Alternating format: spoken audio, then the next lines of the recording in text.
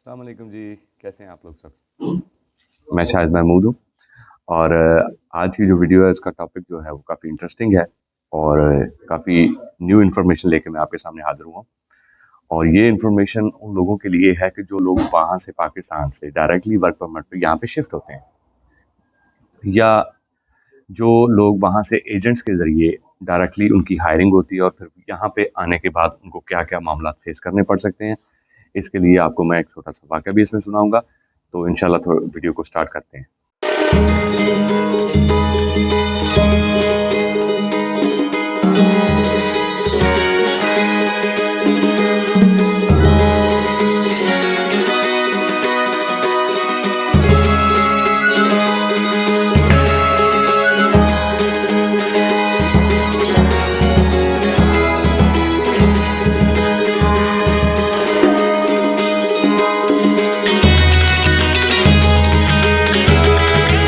जी, तो पहला जो हमारा बेसिकली पॉइंट है कि कुछ लोग 2 तरीक़ेकार हैं। एक तो मतलब यहाँ पे विज़िट पे वीज़ा पे आए और यहाँ पे आने के बाद उन्होंने अपनी जॉब के लिए अप्लाई किया और अप्लाई करने के बाद यहाँ पे उनको जो भी जॉब मिलती है उसके अकॉर्डिंगली वो मूव करते हैं ताकि वो वर्क पे आ सकें। और इसके बारे में मैं ऑलरेडी पहले एक वीडियो में आपको बता चुका हूँ कि सिर्फ़ टीआरसी के ऊपर जॉब करना यहाँ पे लीगल नहीं है। तो दूसरा प्रोसीजर होता है जो कि लीगल प्रोसीजर है, वो मैं आपके सामने डिस्कस करता हूँ आज।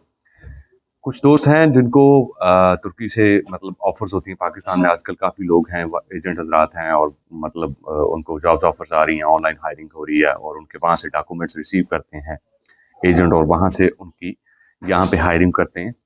हायरिंग करने के बाद थैंक यू। हायरिंग करने के बाद यहाँ पे जो है वो मतलब उनको अब वीज़ा इश्यू होता है और वीज़ा इश्यू होने के बाद वो यहाँ पे आने के बाद उनको जो एम्प्लॉयर है वो वर्क परमिट जारी करते हैं। ये एक लीगल प्रोसीडिंग है। मेरा एक यहाँ पे आपसे क्वेश्चन है। जहाँ तक मुझे बात की समझ आ रही है तो आप ये बताना चाह रहे हो कि जो लोग पाकिस्तान से ही वर्क परमिट लेके आते हैं उनका क्या तरीकाकार है?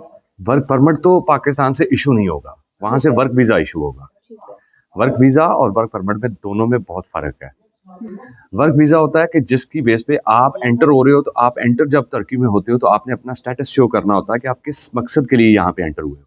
जैसे टूरिस्ट वीज़ा है, वर्क वीज़ा है, फिर एक एक डिप्लोमेट टाइप वो डेलीगेशन को आते हैं, तो वो प्रेस के मतलब लोग आते हैं, तो मुख्तलिफ वो पर्पसेज़ होते हैं। तो वीज़ा बेसिकली वर्क वीज़ा आपको वहाँ से मिलेगा, जिसकी बेस पे आप वर्क वीज़ा लेके यहाँ पे एंटर होते हैं।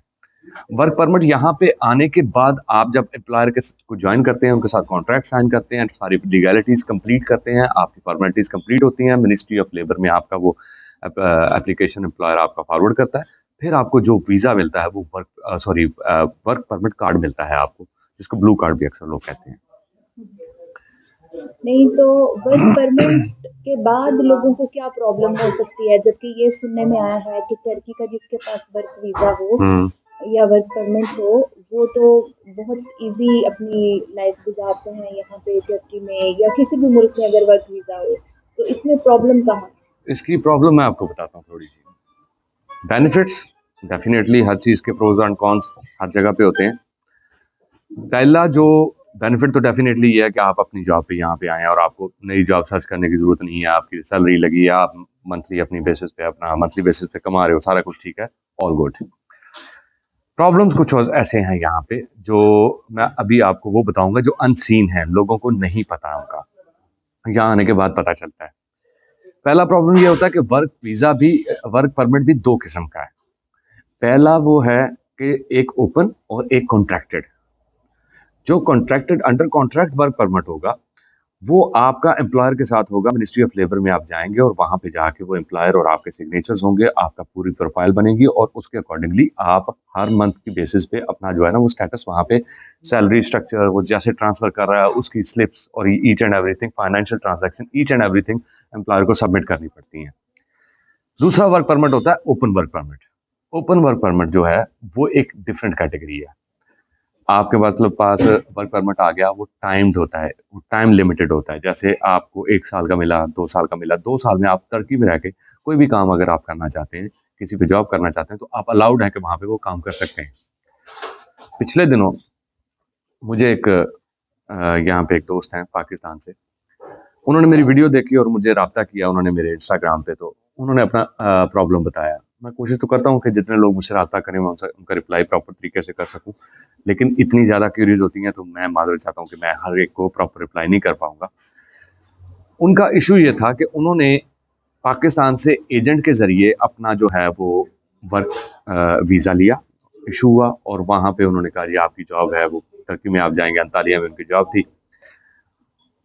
वहाँ आने के बाद उनको पता चला कि भाई जॉब जो थी, एक तो मेरी सैलरी 15,000 कॉन्ट्रैक्ट में साइन थी, लेकिन यहाँ पे आने के बाद मेरी सैलरी जो है वो 8500 कर दी उन्होंने, जो कि बेसिक लेबर सैलरी है।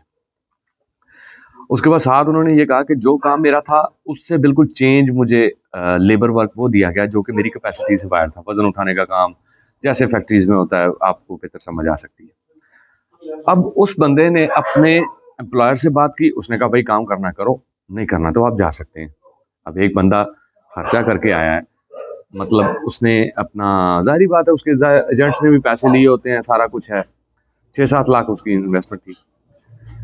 अब हुआ क्या, हुआ ये कि उसने अपने जो था एजेंट जिसके जरिए उसका राब्ता हुआ और जिसने हायरिंग करवाई, उसने उससे बात की। उसने आगे से ये कहा कि भाई अगर आप जॉब छोड़ते हो तो आपका वर्क परमिट जो है वो खत्म हो जाएगा और आपको वो वापस करना पड़ेगा, पाकिस्तान आपको आना पड़ेगा। अब वो बंदा फंस गया। अब यहाँ पे फंसने के बाद प्रॉब्लम ये होती है, बंदा कहता है यार मेरी एक जॉब लगी हुई है, मैं अब अगर थोड़ी मेहनत कर लेता हूँ शायद आगे कुछ, मतलब 100 चीजें होती हैं, बंदे की अपनी मजबूरियां होती हैं, फैमिलीज का सफर। अब उसने मुझे राब्ता किया कि जी मेरे साथ ये प्रॉब्लम है, मुझे बताएं मुझे क्या करना चाहिए। मैंने कहा भाई सबसे पहले तो आप अपने वर्क परमिट की कॉपी मुझे सेंड करें, let me see what is it over there.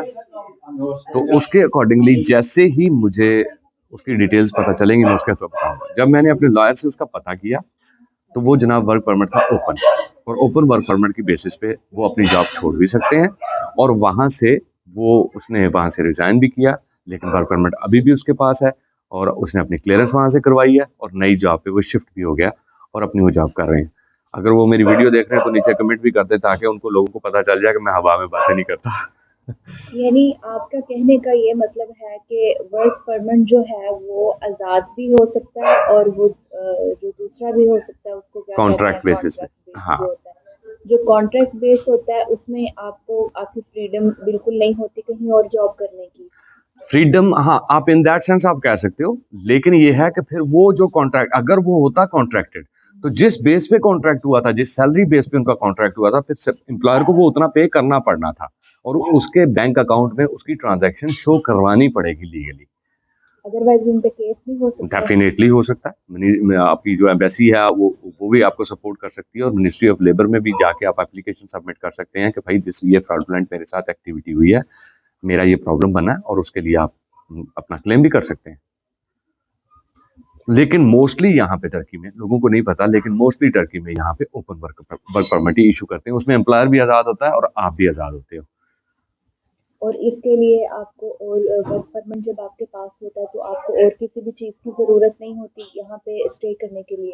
नहीं, अगर वर्क परमिट आपके पास आ चुका है तो फिर आपको टीआरसी, टेम्परेरी रेजिडेंस कार्ड की जरूरत नहीं है, किमलिक की जरूरत नहीं होती, आपका वर्क परमिट ही आपका किमलिक कंसीडर किया जाता है। और फॉर एग्जांपल जिस तरह ये जो भाई साहब हैं जिन्होंने अपनी जॉब चेंज की है, हाँ हाँ, इनको यहाँ पे कोई प्रॉब्लम नहीं होगा? नहीं डेफिनेटली नहीं होगा। बस ये होगा कि उनको अपना टैक्स पे करना होगा, पर मंथ का जो टैक्स है वो ओपन वर्क परमिट का एज की बेसिस पे होता है, लेकिन नॉर्मल रेट में आपको बता देता हूँ कि 1000 टू 1200 लीराज होता है डिपेंडिंग ऑन योर एज। तो वो 1000 से 1200 लीरा आपने वो मंथली अपना टैक्स पे करना होता है गवर्नमेंट ऑफ टर्की को।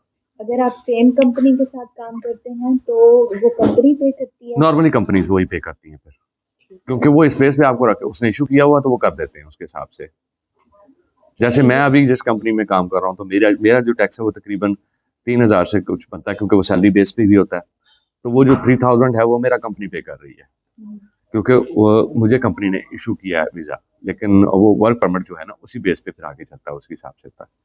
अच्छा, वर्क परमिट के बिहाफ पे कोई जो फॉरेनर्स हैं उनके कोई बेनिफिट्स भी हैं, उनको कोई डेफिनेटली, तहफ़्फ़ुज़ात हैं, कोई डेफिनेटली, सिक्योरिटी? डेफिनेटली बहुत ज़्यादा उसके तहफ़्फ़ुज़ात हैं। एक तो पहली बात तो ये है कि उनको यहाँ पे अगर वो 5 साल काम करते हैं तो नेशनैलिटी उनकी कन्फर्म्ड है, वो अप्लाई कर सकते हैं, पहली बात। दूसरी बात कि अपने वर्क परमिट की बेसिस पे, अच्छा इसमें एक और टॉपिक भी आ गया, चलें वो भी मैं आपको डिस्कस साथ करता जाऊँ। लोग नेशनैलिटी की बात करते हैं, तो उसके लिए मैं आपको जो है ना वो नेक्स्ट वीडियो में इंशाल्लाह ज़रूर उसके बारे में बताऊंगा कि वो नेशनैलिटी के लिए कैसे अप्लाई किया जाता है और टर्किश नेशनैलिटी कैसे इशू की जाती है। ये आपने बातें की तो मुझे याद आया कि इसकी भी एक वीडियो बनती है। अच्छा, वर्क परमिट पे आपको सबसे पहले तो यहाँ पे सोशल राइट्स मिल जाते हैं। आपका आप अपना अगर कोई खुदा ना खास्ता आपको हेल्थ इश्यूज़ हैं तो वो आपको जो है वो इंश्योरेंस कंपनी की तरफ से आपको वो प्रॉपर तरीके से ट्रीट किया जाता है। फिर यहाँ पे आप टैक्स पेयर हैं ऑलरेडी, फिर आप कोई भी चीज़ लीज़ पे लेना चाहें वो आपको मिल जाती है। बैंक अकाउंट्स आपके ओपन हो जाते हैं। किसी भी बैंक में आप जाते हैं अपना बैंक अकाउंट ओपन करवाते हैं, उसकी वो आपने पूरा डिटेल्स यानी काफ़ी सारे जो ज़रूरियात हैं ना वो आपकी इस वर्क परमिट की बेसिस पे ही पूरी हो जाती हैं। आपको वेरिफिकेशन प्रोसेस से गुज़रना नहीं पड़ता। ठीक। और ये रिन्यू करवाने का भी तरीका इतना ही आसान है work renew permit? As it is होता है, जैसे आपने अप्लाई किया वो कंपनी फिर आपका जो है वो ई टोकन उस जिस कंपनी के पास होगा वही आपका टोकन जो है ना विदाउट एनी कंपनी भी आप वर्क परमिट के लिए अप्लाई कर सकते हैं इंडिविजुअली, उस फॉर एग्जांपल उसके लिए स्पेसिफिक इंडस्ट्री है। एंटरटेनमेंट इंडस्ट्री हो गई, टूरिज्म इंडस्ट्री हो गई, अगर आपकी प्रोफाइल उसमें है वो आप काम करते हैं तो उसके लिए आप अप्लाई कर सकते हैं कि जी मेरा काम ऑनलाइन का है और ये वो सारा मेरा बिजनेस स्ट्रक्चर है जो कि ऑनलाइन में है, तो मैं यहाँ पे काम करना चाहता हूँ, मैं यहाँ पे ये मतलब टूरिज्म इंडस्ट्री में हूँ या मेरी एंटरटेनमेंट है, एंटरटेनमेंट इंडस्ट्री से आप वेल नोन है ऑलरेडी, तो फिर वो ओपन वर्क परमिट भी मिनिस्ट्री ऑफ लेबर जारी कर देती है उसके लिए। लेकिन वो स्पेसिफिक इंडस्ट्रीज हैं, आप हर एक में नहीं आपको मिल सकता, मुश्किल है। चले नेक्स्ट वीडियो में इंशाल्लाह हम ये डिस्कस करेंगे कि नेशनैलिटी का क्या प्रोसेस है और किस किस तरीके से आपको टर्की की नेशनैलिटी मिल सकती है और कितने अरसे में मिल सकती है। हाँ, उसका मैं सारी डिटेल्स आपके साथ शेयर करूँगा जो मेरे पास है। और अपना और अपने इस चैनल का ख्याल रखिएगा, दुआ में याद रखिएगा। अल्लाह हाफ़िज़।